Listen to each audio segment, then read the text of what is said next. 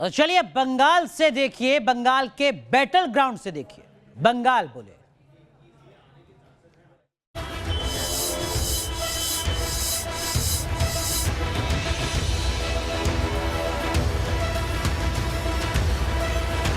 आप बताइए असली लड़ाई किसके बीच में है सर? दोनों बीजेपी और तृणमूल में।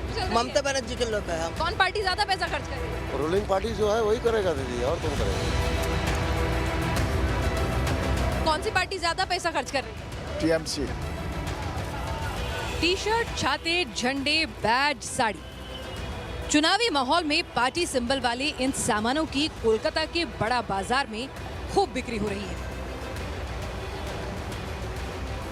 इस मार्केट से इन प्रोडक्ट की होलसेल सप्लाई डिमांड के मुताबिक बंगाल के दूर दराज के इलाकों तक हो रही है। जाहिर है चुनाव में जिस पार्टी का माहौल होगा उसके सामानों की मांग भी ज्यादा होगी, और यही समझने के लिए हम भी पहुंच गए कोलकाता के इसी बड़ा बाजार में।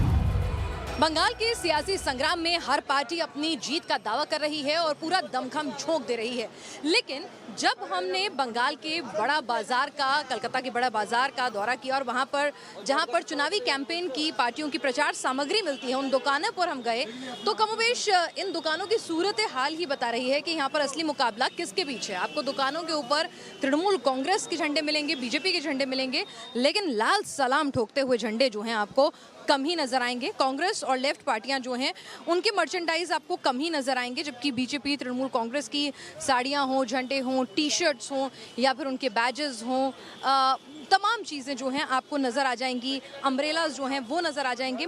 लेकिन लेफ्ट और कांग्रेस उनके जो मर्चेंडाइज हैं आपको शायद ही इक्का दुक्का कहीं कोने में जो है सबसे पीछे की कतार में नजर आएंगे। तृणमूल कांग्रेस और बीजेपी के तो पोस्टर बैनर खूब हैं, लाल सलाम गायब है। इस बार मुकाबला किसमें है, कांग्रेस, बीजेपी और तृणमूल कांग्रेस?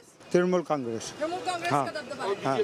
हाँ? हाँ। आप बताइए असली लड़ाई किसके बीच में है सर? दोनों बीजेपी और तृणमूल में। लेफ्ट ने 34 साल राज किया, वो कहाँ गए? हमको नहीं मालूम, वो हम लोग क्या जानेंगे, उससे हमको मतलब नहीं है। हमने जो भी है वो बता रहा हूँ, एज ए रिप्रेजेंटेटिव।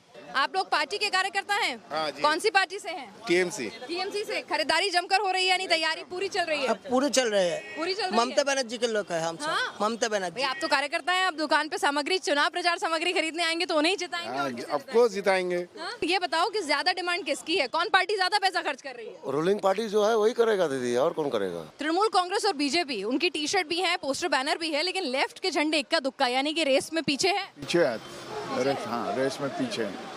आपको क्या लगता है असली मुकाबला इस बार? कई बीजेपी और टीएमसी में है। कोलकाता के बड़ा बाजार में लोगों से बातचीत में ये पता चल गया कि इलेक्शन में फाइट बेहद टाइट है। टीएमसी और बीजेपी के बीच सीधा मुकाबला है। कांग्रेस और लेफ्ट दंगल से करीब करीब बाहर है। राइटर्स बिल्डिंग यानी सत्ता के केंद्र तक पहुंचने की पहली सीढ़ी कोलकाता है। जिसने कोलकाता हावड़ा जीत लिया, मानो उसने बंगाल फतेह कर लिया। हम ऐसा क्यों कह रहे हैं? इसके लिए इन दोनों जिलों के पिछले 2 विधानसभा चुनाव के नतीजों को भी समझना जरूरी है। कोलकाता और हावड़ा जिले में विधानसभा की 27 सीटें हैं, यानी कुल सीट का करीब 10%। 2016 में 27 में से 26 सीटों पर ममता बनर्जी की टीएमसी को जीत मिली, जबकि एक सीट पर कांग्रेस जीती। वहीं 2011 के विधानसभा चुनाव में ममता ने इस इलाके से 26 सीटें जीतकर लेफ्ट के अखंड 34 सालों के शासन को खत्म कर दिया, जबकि कांग्रेस को सिर्फ एक सीट मिल सकी। पश्चिम बंगाल के पिछले 2 विधानसभा के चुनावी नतीजे कहते हैं कि जिसने कोलकाता पर राज किया उसी ने ही पश्चिम बंगाल की कुर्सी भी काबिज की। और इसीलिए ये जानना बेहद जरूरी है कि इस बार के हाई वोल्टेज चुनावी संग्राम में कोलकाता के लोगों के दिल में क्या है, आखिर उनकी पसंद क्या कहती है। ये जानने के लिए मेरे सहयोगी विद्यानाथ झा कोलकाता के चाइना टाउन पहुंचे और वहां से जाना कोलकाता के दिल में क्या है।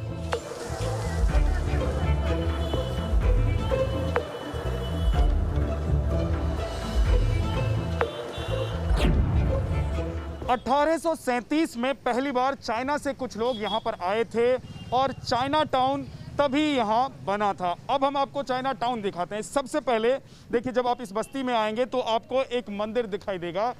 वैसे तो आपको काली मंदिर पश्चिम बंगाल में अगर आप हैं, कोलकाता में अगर आप हैं, तो गली गली हर मोहल्ले में आपको काली मंदिर नज़र आएगा। लेकिन यहाँ देखिए ये स्पेशल मंदिर है, चाइनीज़ काली मंदिर, यानी कि चाइनीज़ टाउन में, चाइना टाउन में आपको जो काली मंदिर दिखाई दे रहा है, इसका नाम भी चाइनीज़ काली मंदिर रखा गया है। यहाँ पर आपको हम आगे दिखाते हैं कि देखिए अब 1837 में जब यहाँ पर चाइना से लोग आए थे और ये चाइना टाउन हो गया, उसके बाद यहाँ अब कितना कुछ बदल गया है। इसका इतिहास जो है वो ये बताता है, यहाँ पर चमड़े का काम होता था, पहले लेदर का काम होता था, लेदर की बहुत सारी फैक्ट्रियाँ थी यहाँ पर, और उन फैक्ट्रियों को चलाते कौन थे? जो चाइना के लोग थे। लेकिन वो चाइना के थे बट हिंदुस्तान में रहकर वो हिंदुस्तानी हो गए थे। तो ये बताइए कि पहले तो यहाँ पर चाइनीज़ लोग बहुत ज़्यादा रहते थे, अभी भी उतनी ही संख्या में रहते हैं? अभी नहीं, अभी उतने नहीं है। कहाँ चले गए सब? सब बाहर दूसरे देश चले गए, उनकी फैक्ट्री सब खत्म हो गए, बाहर चले गए अपने। एक तो भाई ये तो चाइना टाउन है, सारे चाइनीज़ रहते थे, अब भले ही थोड़े कम हो गए। दूसरा पश्चिम बंगाल में दीदी का राज है और आप लोग जय श्री राम कहते हैं। हिंदुस्तान में रहना तो जय श्री राम नहीं बोले तो क्या बोलेंगे? अपने हिंदुस्तान में तो जय श्री राम ही बोलेंगे ना, पाकिस्तान का गुण गाएंगे? बोलिए, दीदी तो पाकिस्तान का गुण गाती है, बांग्लादेश का गुण गाती है, और ऐसे जय बांग्ला बोलते हैं तो भारत में जय श्री राम का नारा है, आप भारत माता की जय है।